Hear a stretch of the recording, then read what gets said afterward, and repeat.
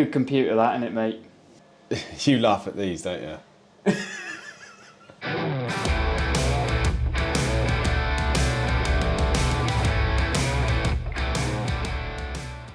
How many have I got on it? How many apps have I got on here? Oh, mate. This computer's got the best immune system known to man. It's avoided every single virus.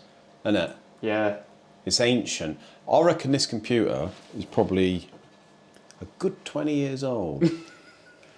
And it sounds like a jet engine most of the time. Doesn't it? It's when the temperature goes above 20 degrees, it's like a Boeing 747 in here. Is. Do you know what? Today has been probably the longest paperwork day I've ever had. Really? Yeah. Bloody hell. And yeah, you have been doing it like all day, really. Well, these are my purchase invoices for just this week, mate. Look at that. We've been buying this week. And it's not all the Escort. No, it isn't. Some of it's customers' stuff. We've had a lot of purchasing of parts, haven't we? And we have. With like the crossflow and the twin cam, a lot of the parts are like Two twin cams. Yeah, they're sold individually, aren't they? The parts. So like you end up buying, you know, you don't buy a timing kit, you buy every single washer, spring. Yeah. You know, ends up being a lot of stuff to input. This is the thing, mate. So, yeah, been a big one today. I have to do basically what I have to do, we put all the purchase invoices in here for all you people out there watching who are interested in this. Put all the purchase invoices in here, and every week I input them into my Sage, go through any queries from the week before off my accountant from the bank feeds, tie any little loose ends up, match up, and then she comes and picks them up, usually on a Wednesday, but she hasn't been in today, probably because it's the holidays. Yes. But yeah, we do it on a weekly basis, so we're never behind. Stay on top of it all. So every Wednesday we've got a nice empty tray there, my mate. Yep.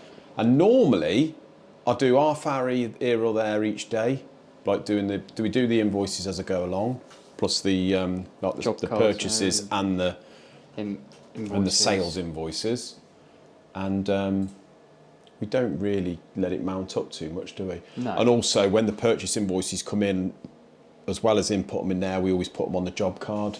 Yeah. So we've got them in here under the job card number, which is there top right. Yeah, all referenced. All referenced, and it's all in the folders, mate. So I'm very well organised. It's good to know where you are. That is it. Stay on top of it. But yeah, that is done now, so she can come and collect that. But ideal. Yeah, to be honest, I think that computer might contribute to the amount of time it takes to do the purchase invoices. It depends what mood it's in. Yeah, sometimes depends on the temperature. Quick. Yeah. Depends on how long it's been on without me turning it off, which... Really like the non-standard search engine there. Oh yes, don't know why that's on, wouldn't know how to get it off. That is some kind of virus. Do you think? Probably.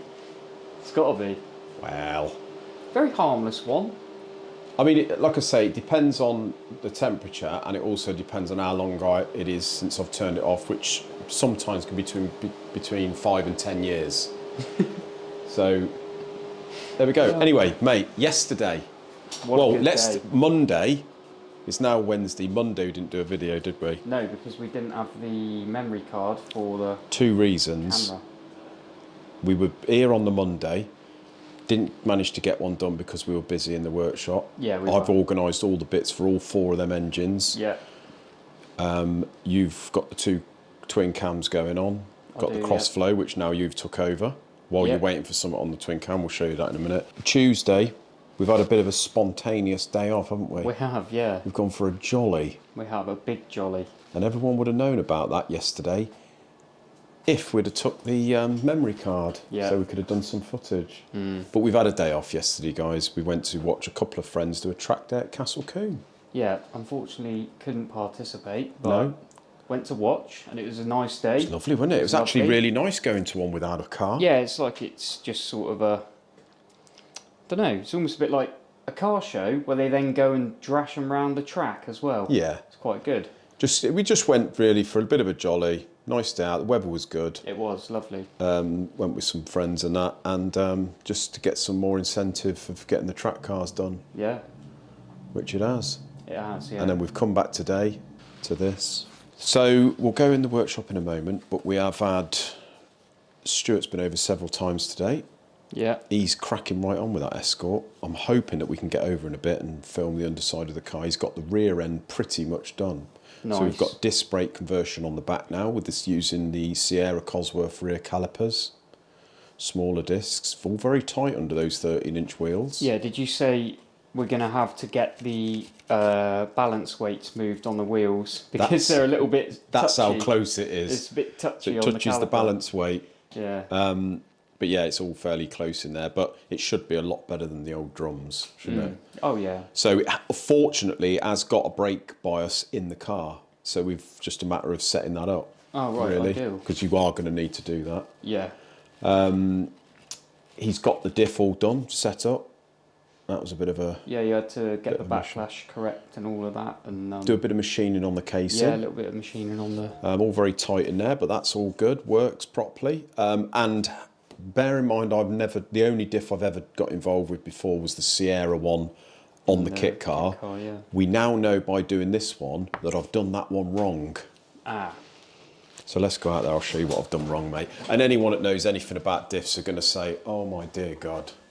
Well, in fairness, if it's your first go, it's kind of, it's going to be a bit... In fairness, I think, to me, the reason I didn't get it right is because I didn't read any instructions. Yeah. Or I thought I knew it all.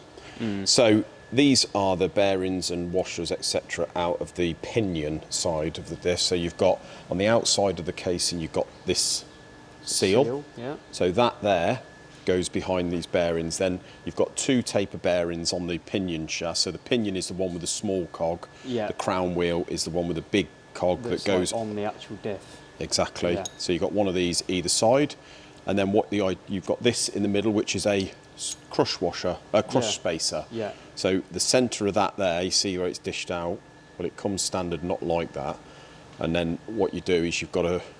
Basically, you tighten it up and it expands, doesn't it? Yeah, the front nut on this side here, you tighten up and you've got to go basically start crushing that spacer, then tighten it, and the amount you know you've got it tight enough is you turn the nut and it's the drag on the nut, isn't so it? it was 2.5 foot-pound of drag. Yeah, or 20 inch pound. 20 inch pound or something. 25 inch pound, something like that, of drag on the nut. Yeah, so the torque wrench at 2.5 foot-pound had to click and then turn, or click as it's turning. Now this is where I went wrong on there. Yeah. So I didn't realise to start crushing this spacer, it takes something like 270 foot-pound to basically start crushing that. Then it goes a bit looser once it starts crushing, and then that's when it starts. Right. Well, what I've done, you're going to laugh at this. That feels I've tight. basically thought that's tight enough. Yeah. And on that car, well, on this one, before that started crushing up, you had end float. Yeah. But you didn't have it on my one, so I've done it and thought that's just, that's ridiculous. But unfortunately, there was no end float, so I thought, well, must be okay. Yeah. And what's happened is the tension's come off, and now we've got some play in that pinion. Yeah, it's not loads, but it's not ideal. No, and it's not going to help, or it may well have contributed to the prop shaft flapping about. So we're gonna, to get the new prop shaft in, we've got to have the diff out anyway. We have. So we can sort that, get the correct drag. Yeah, I shall probably have the back off, take the pinion shaft out, make sure I haven't damaged anything, maybe replace the bearings, and do it correctly. Well, we might as well change the diff oil while we're at it as well. Yeah. So you've got a series of washers here which go on the pinion behind the bearing to make sure you get the right meshing point, so it sticks out far enough with the crown wheel. So yeah, it's all complicated. Then I ordered these, which I don't need. These are off a standard Ford LSD, right? Which are shims, so we don't need them. So that's off of the ones that had a Ford LSD from factory, as opposed to the one we bought, which is a Quaife ATB. Oh yeah. So yeah, there we go, mate. Learn something every day, don't you? Not a diff expert. No. But I've had a go. Well, didn't do it you know now, so. I know. So that is it. Also, the reason we didn't, not only did we forget the memory card yesterday, we also had a problem with the laptop. Yeah, your laptop played up, didn't it? Packed up. Wouldn't load onto Windows, just seized. Yeah. So I've had to send that to Curry's today, and the kind gentleman there fixed it in half an hour. He had to reload Windows on it. Oh, really? Which is all good. We've managed to save all my files that was on there. The only downside is, mate, I've lost all my data that took me about 3 weeks to set up on Content Manager for Assetto Corsa for my VR. Oh, mate. So unfortunately, you're gonna have to start playing it again and get it all dialed back in. Well, unfortunately, the biggest downside is my wife ain't going to see a lot of me for 3 weeks. Because you'll be in an imaginary car. In an imaginary world, setting up the it is graphics. Good with the VR and the steering wheel and all that. Mate. It is. I watched a lot of videos on how to set that up, and I've got it perfect. Assetto Corsa is proper. It's a good game, isn't it? Yeah. Never mind. At least it's working, and at least I can edit my videos. So I wouldn't have been able to do that yesterday. So I apologise for that, guys. Anyway. Crossflow. Crossflow, yeah. I've got the big end bearings all torqued up. Yeah. We've got the followers and cam now. Yes, we do, yeah. Off Newman. So we've got, with this, John's done the head. Just needs cleaning and painting. So we've got everything we need now. Yeah. We've sorted out which trouble is with these crossflows. They do various sort of different types of water pump, oil pump. So we've had to figure out what sort we need. Is Stuart just backing away? I'll wait. You'll wait. I'll wait. Thank you very much. So we've managed to find out which ones we need for this, because this is a Mark 1 Capri 1962. So it's specific to the car, basically. It is, yeah. Based on subframes and all of that sort of thing. Little things like this, the oil pump, same oil pump as any, but where the oil filter is can be a different angle. Yeah. Well, we're over at Stu's, mate. We are. Let's have a look what he's done, shall we? Done quite a lot. The man's been busy. So the back end's pretty much together. Yeah, so we've got the disc conversion on. Got the rear disc conversion. With the caliper, which is very, very close to those wheel weights. It is. It's the adjuster there that's very close to the wheel weights. So we'll have to put the wheel weights in about another inch, get them rebalanced. Yeah. But I suspect that adjuster will come down once the cables may be adjusted. And in fairness, we've pretty much got the smallest wheels you can put on these. Exactly, yeah, but they look cool, don't they? They do look cool. So the diff's all done, mate, set up. Yeah. In there, sealed up, set up. Exactly. We've kept the blocks in at the moment. So we've got the leaf springs with the blocks, which lower it. Yeah. Probably a 2-inch block, that, isn't it? Yeah, about that. But what we're going to do is sort the front height out first before we mess about with the back, because to raise the back, we've got to remove some off this block. Yeah, so we have to actually machine that. Yeah, so we'll see where we are with the front. But yeah, the back's all pretty much done.